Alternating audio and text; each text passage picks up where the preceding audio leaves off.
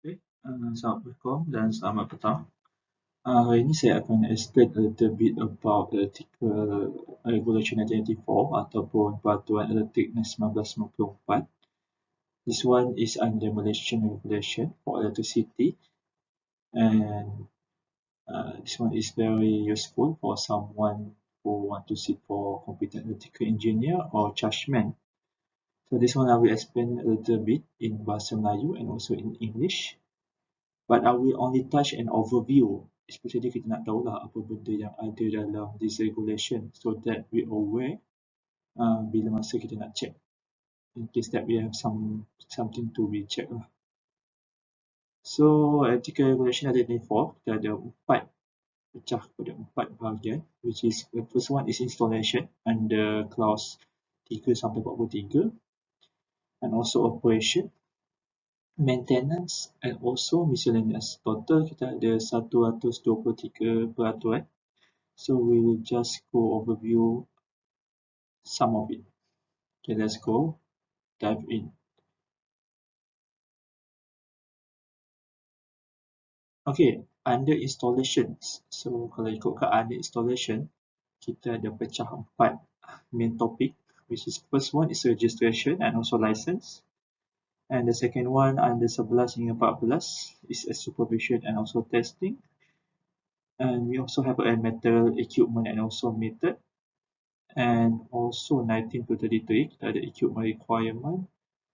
34 to 36 is all about earthings, and 37 up to 40 is about general requirement. So we go one by one and let's see how it goes. So the first one under installation. So kalau kita tengok installation under registration, clause 3 hingga 7. So it's talk about the application for registration that you need to apply lah, which is you need to fill form A, and the certificate will be issued out in the form B. So once you perform the application of the registration based on your requirement, then you need to perform an inspection and testing lah, I believe within 21 days after you receive the receipt from form A. And of course there are some fees that been embarked from the Suruhanjaya Tenaga based on the voltage level. And under clause 7, ST ataupun Suruhanjaya Tenaga have a right to perform any cancellation of the certificate in case that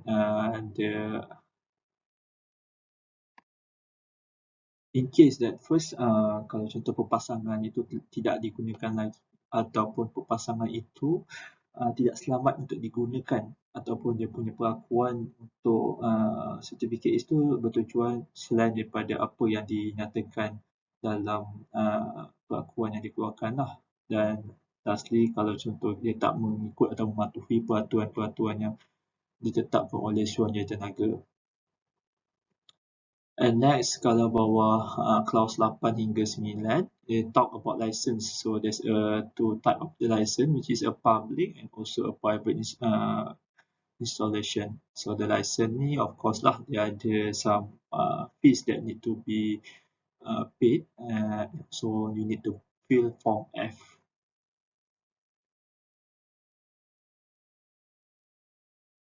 Okay, next.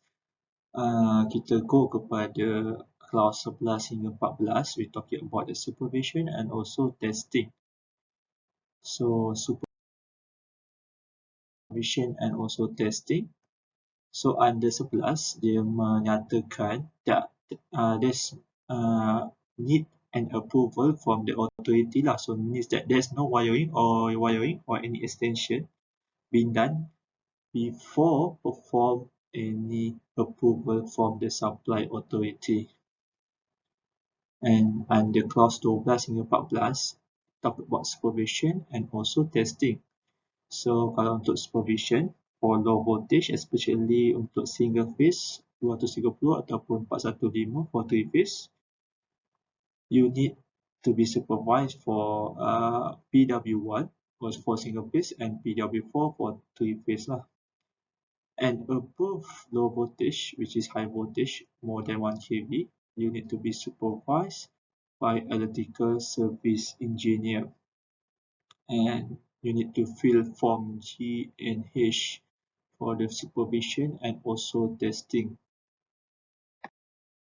So untuk single phase, you can only be tested by PW, and also for high voltage, it only can be tested by electrical service engineer or people under his direct supervision. Okay, next. Under class 15 to 18, we are talking about material, equipment and also method. So apa yang dia cakap dalam ni? Dia state about the conductor that we use must be insulated and ensure that it's prevent from any danger to the humans. Sama juga untuk vehicle, like switchgear and all those things lah. And also dia mention the definition of the isolation, apa yang dimaksudkan isolation. So isolation meaning that it's making dead every part of the system.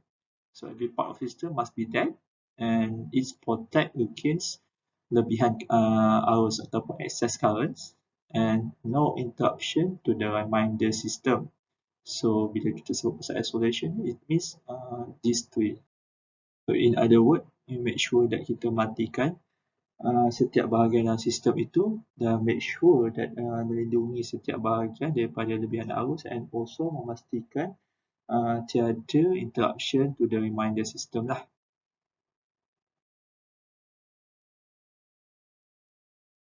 Okay, next kita go kepada clause 19 to 33, still about installation for equipment requirement.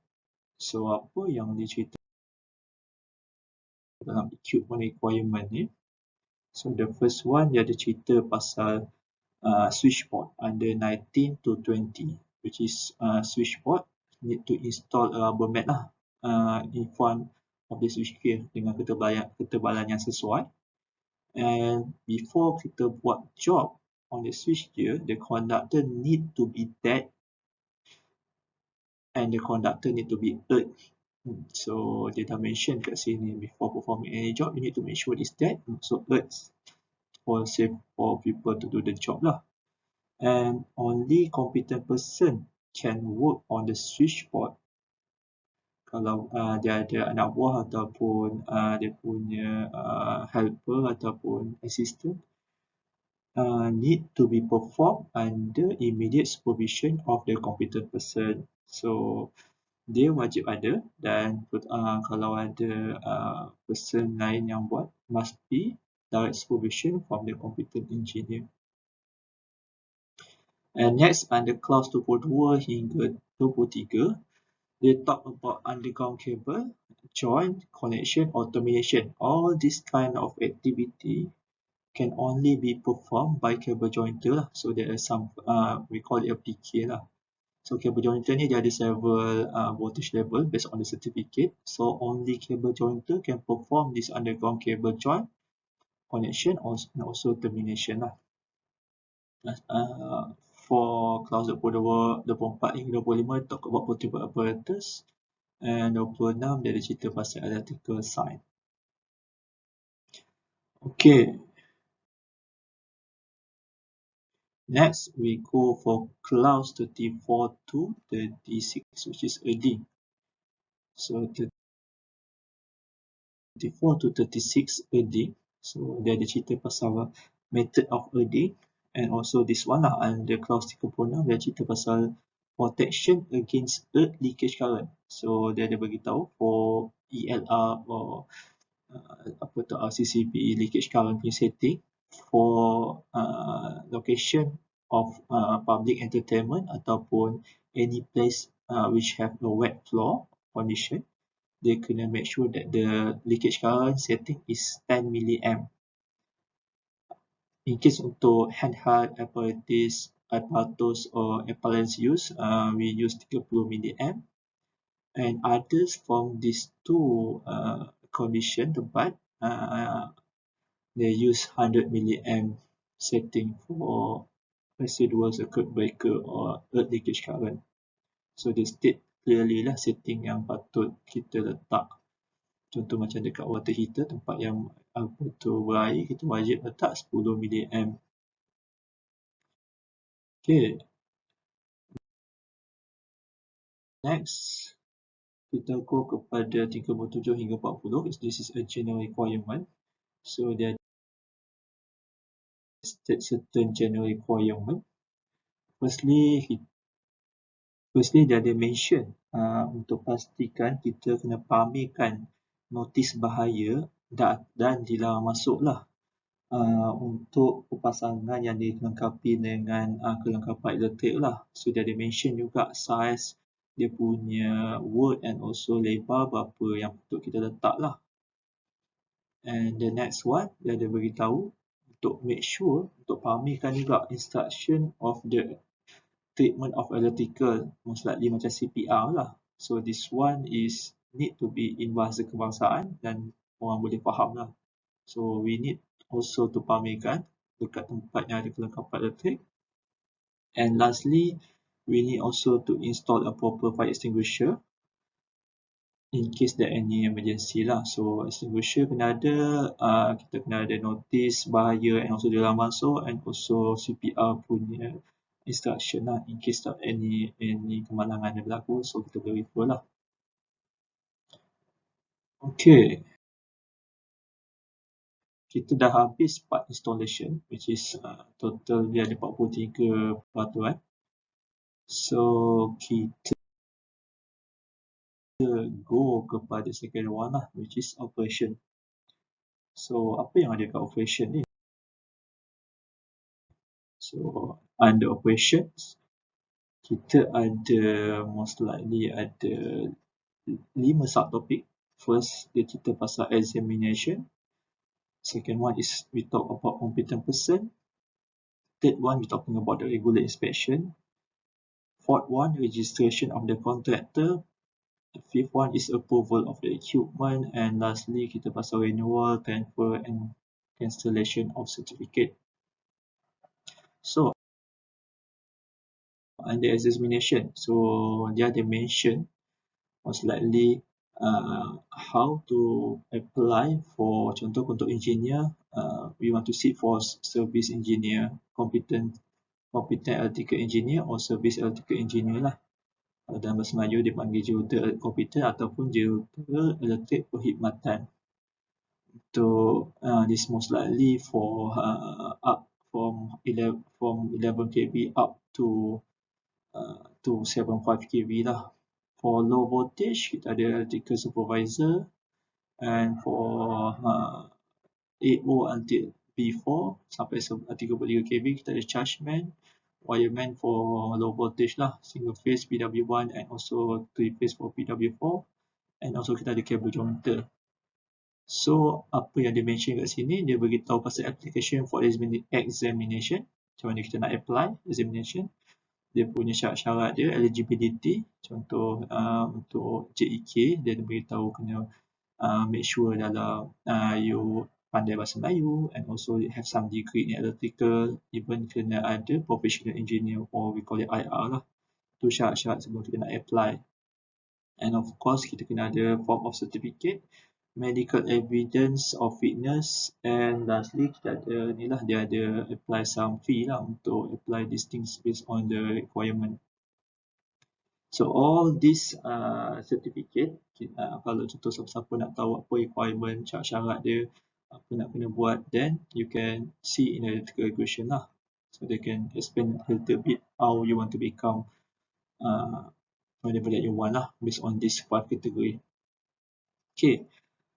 Apart from that, under clause 59, dia ada cerita juga pasal suspension, revoke of the cert. So maknanya certificate nanti kalau you contoh you dah dapat, mesti ada hak untuk suspend ataupun revoke you punya certificate. So in which condition yang dia boleh revoke your certificate? Let's see apa yang ada dekat clause nombor 9. So in case Kalau contoh you make a false declaration of fake document, or maybe you under influence of drug of alcohol, ambil dadah kalau apa, ataupun you sleep while performing on your duty. So dia beritahu kalau you tidur semasa menjalankan tugas, ataupun cuai careless operation lead to the damage and danger to life. So you cuai yang boleh menyebabkan kerosakan pada harta benda ataupun kemalangan jiwa lah. Dan lastly, kalau you neglect to use safety device which provided can cause damage to life. So safety device yang diberikan kamu tak guna, peralatan yang diberikan kamu tak pakai. So all these category kalau you buat, then ST bila buat investigation, dia ada hak untuk suspend you punya certificate lah. Walaupun you dapat, still can be suspend or revoke in the worst case.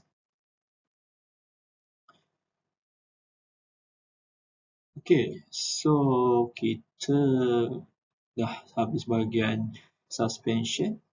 So the first category kita dah settle. So the second one, dia cerita pasal competent person. So competent person,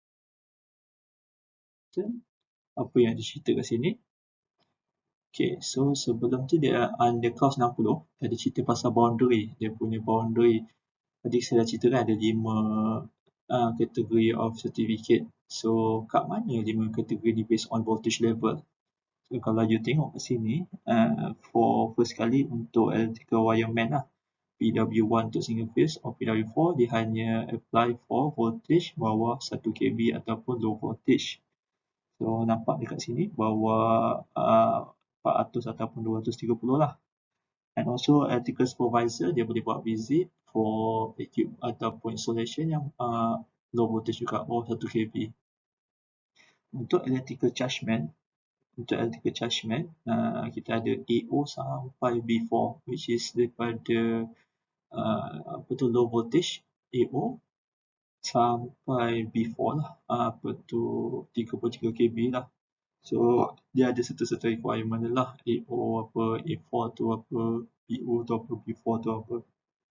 And also for cable jointer, dia can apply for all based on certificate dia lah. So certificate dia kalau dia sampai up to 33, dan dia boleh buat jointing atau termination up to 33 lah. Kalau dia ada just 11 kV, dia boleh buat hanya untuk 11 kV saja.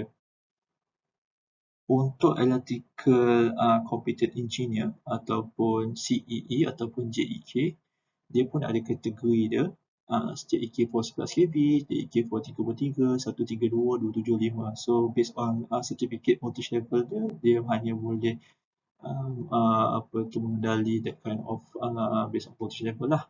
Sama juga untuk electrical service engineer. So dia boleh buat testing on all those things based on voltage level dalam certificate. And untuk resident engineer, dia wajib ada untuk installation above 132 kV ke atas lah. Dia kena ada seorang permanent resident engineer untuk duduk situ to supervise. Okay, so kita dah habis part boundary. And dia ada cerita juga pasal dia beritahu yang for orang competent, dia kena recommend the competent person yang akan menyelia atau mengawal bekerja dekat tempat tu lah. So dia beritahu berapa quantity and all those things lah. So dia bawah tugas competent person. And they also mention about competent person on each shift, and also registration of the competent person under clause 63. So dia beritahu yang every competent person wajib untuk mendaftar lah. Mendaftar tu suruhnya tenaga, and selepas daftar tu pun also kena renew lah setiap tahun. So all those things sekarang ni kita renew ataupun apply to e-course sistem ST. And next, under 64, dia beritahu before this, only orang competent saja yang boleh buat testing ataupun connection to the switchboard lah, ataupun orang di bawah direct supervision dia. 65, it state about a competent person to submit plan on also drawing. So ni most likely apa tugas-tugas orang komputer lah, apa yang dia patut buat dan apa dia punya boundary, also what need to be done. Okay, be done on computer person.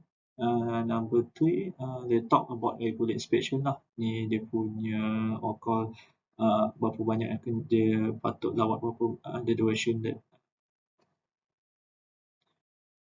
So under regular inspection, dia ada cerita pasal kekerapan lawatan yang ataupun pemeriksaan yang patut dilakukan oleh orang kompetent lah, based on certain level of voltage of the installation.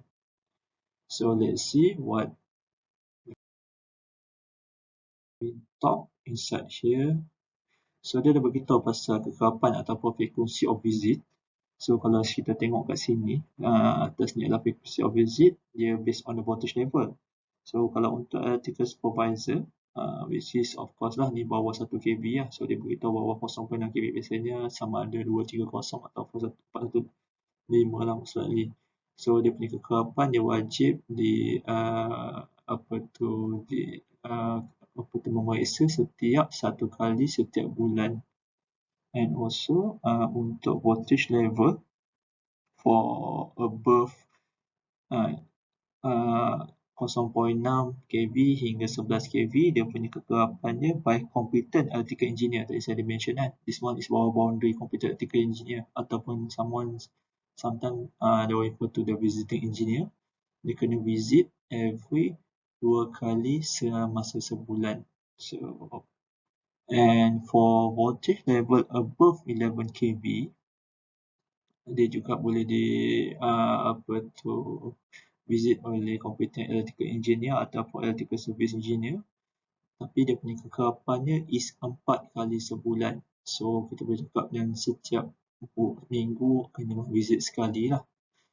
So lagi tinggi voltage level, lagi banyak kerap kita kena competent engineer kena visit. Okay, dan dia ada juga cerita pasal the duty of the engineer or supervisor. This one dia refer kepada competent engineer ataupun electrical supervisor. Apa tugas dia?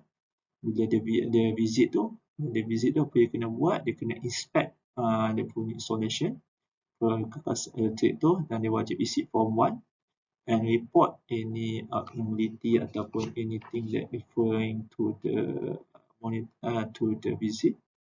And in case that anything that need to be corrected, you need to inform to make a good effect lah. So when we talk about the visiting, dia nak tengok pastikan yang perkakas elektrik itu dalam keadaan selamat, apa testing yang dibuat in a valid condition, and also kita inform in case of any defect, and make sure pemunya installation tu to troubleshoot ataupun repair lah, to make it in good condition back. Okay, next under nombor 4 ni dia cerita pasal registration of the contractor. So this one is there are several things under this registration of the contractor. So dia ada cerita pasal certain kind of contractor. 71 hingga 74 dia talk about electrical service contractor. 75 hingga 79 dia cerita pasal electrical contractor. And next 80 hingga 83 dia cerita pasal electrical private wire unit, electrical sign contractor, electrical repair contractor, and also registration of the switchboard manufacturer. So apa beza semua ni in the first place? So saya akan explain a little bit apa beza setiap satu of it lah. So when we talk about the registration of the contractor, so kita ada kalau first kali kita ada electrical contractor. Apa dia punya scope dia? Wiring job and install that equipment only. Dia boleh pasang tapi dia tak boleh test and perform any wiring jobs. This one is bawah electrical contractor. This under form Q kalau nak register. So apa syarat-syarat yang wajib ada kat company contractor, electrical contractor tu, dia patut wajib ada full time wireman lah. And second one is electrical service contractor. So the punya scope is to install, test, service, calibrate equipment. So kalau yang dekat the contractor dia boleh pasang je. So untuk electrical service contractor dia boleh install, test and also calibrate lah based on the voltage level of the apa tu yang di showkan ataupun dinyatakan lah. So apa syarat-syarat atau syarat-syarat yang patut bila kita nak register sebagai electrical service contractor, dia wajib hire a full-time electrical service engineer dekat dia punya company. So dia punya electrical service engineer wajib berdaftar under company tu lah secara full-time. Okay, next one dia cerita pasal electrical sign contractor. So this one you need full-time wireman PW4 lah under this company. And the fourth one is electrical repair contractor. This one is focused only on repair domestic appliance. Macam contoh alat-alat elektrik rumah, TV ke, blender ke, washing machine. This one is considered under repair domestic. So dia bawa electric repair contractor. So this one dia wajib hire a full-time skilled person in repair. So dia tak mention pasal wireman all those things lah. So tu bezanya lah kalau dia nak company dia nak register sebagai electrical repair contractor. Lastly, untuk switchboard manufacturer ni most likely OEM lah. Untuk register sebagai switchboard manufacturer, dia wajib ada a full-time wireman PW4 and also full-time chargeman ataupun professional engineer. So ini merujuk kepada macam mana contoh nantilah you nak buat satu company elektrik. So you kena berdaftar dengan esuan tenaga based on kategori mana yang you nak apply. So most likely kalau contoh testing semua dia akan wajib masuk sini lah, electrical service contractor lah. So bila masuk electrical service contractor, apa yang patut dia punya scope and also apa syarat-syarat yang wajib dia ada dan form apa yang patut diisi lah. So semua dah diceritakan dalam peraturan elektrik. Okay, saya bagi contoh lagi lah job demarcation. Tadi saya dah ceritakan pasal 5 kategori tadi kan. So kita just nak bagi some idea. Contoh tadi saya beritahu pasal electrical repair contractor, most likely dia akan repair appliance domestic lah, TV, washing machine, etc. lah. Contoh electrical contractor, saya cakap tadi dia boleh buat wiring job, single phase or 3 phase of supply. Untuk electrical contractor juga bawah electrical contractor, dia boleh install electrical equipment tapi dia tak boleh buat testing, just that installation only. When comes to the testing, so ataupun switch gear, transformer, motor and etc. So hanya electrical service contractor saja yang boleh buat those kind of activity. And also bawah electrical service contractor, dia boleh juga service electrical equipment ataupun perform calibrations, testing, all those switch gear lah, servicing transformer, motor servicing ataupun transformer servicing lah. Tapi dengan syarat company dia wajib apply to DST and dapat approval, baru boleh. And still bawah electrical service contractor, dia boleh buat calibration lah. Calibration be done by electrical service contractor under electrical service engineer or people under his direct supervision. So this one is all about contoh-contoh pekerjaan based on dekat bagaimana electrical contractor mana yang kita apply. Okay, we done for the electrical registration contractor. Next we go item number 5 is approval of the equipment. So under operation kita dah settle. So kita go kepada nombor 3 which is maintenance. So apa yang di mention dalam maintenance? So, first kali dia ada mention pasal bawah clause 110 bawah under 3 installation or other than domestic installation, other than domestic so other than installation should be checked and tested every 5 years. So macam contoh switch gear, transformer kita wajib check or inspect every 5 years lah ataupun bila-bila masa yang dikendaki oleh semua tenaga. Untuk clause 111 dia mention juga only competent person can undertake maintenance work. Ni saya dah mention several times lah. dalam peraturan ni banyak kali mention only competent person can undertake maintenance job lah. And the competent person to issue the written instruction to person under his control. So in case that ada several people work with competent person, they kena make sure to issue written instruction to the person under his control. So we talk about competent person. And bawah 112 ada cerita pasal adequate safety precaution during work, apa-apa langkah-langkah safety yang patut ada kita buat. And under 110 subcategory 4 ada mention juga pasal relay ataupun protection relay lah, need to be checked, tested and calibrated every 2 years. 2 tahun sekali wajib calibrate all the protection relays. So kita habis bawah maintenance. So the next one is miscellaneous. Next under miscellaneous. So under Peraturan 119 special order by commission. So maksudnya ST atau tenaga berhak untuk mengeluarkan perintah bertulis kepada any installation jika didapati perlu ada langkah-langkah yang perlu dia comply lah. And also dia punya contractor should comply lah dia punya instruction from the ST. 118 dia mention pasal all the fees is non-refundable. Bawah 119 dia ada mention juga dia punya buat apa tu, pemegang lesen wajib ada rekod ataupun simpan rekod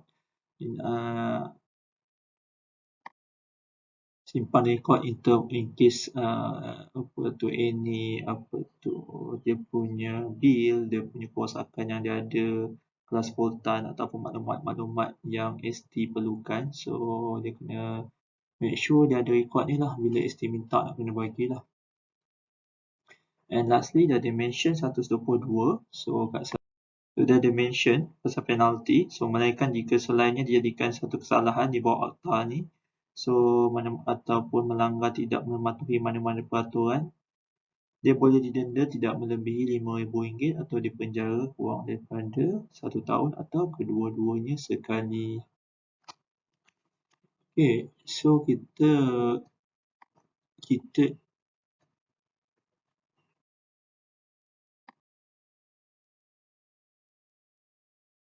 kalau ikutkan saya dah habis explain all those detail inside Article Regulation 1994 lah. Kalau kita tahu tadi saya dah cerita pasal in term of installations, operation, maintenance and also miscellaneous. And of course lah, apa yang saya cerita ni is just an overview ataupun surface of the regulation. In case kalau you need a more detailed explanation, you need to read by yourself lah on the regulation. So buku ni boleh dapat dekat mana-mana kedai buku. So this one is something that you need to be understand lah, sebab overview is just a surface one, so the detail need to be learned and read by yourself.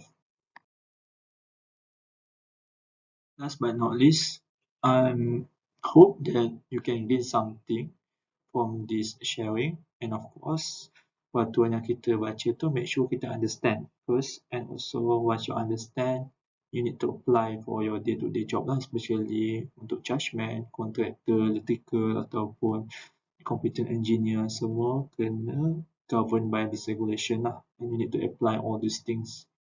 And in case there are any constructive feedbacks, I am really appreciate if you can give any constructive feedback if any lah. So I hope you can gain something from this kind of sharing, and hope we can see in the next video. Terima kasih and Assalamualaikum.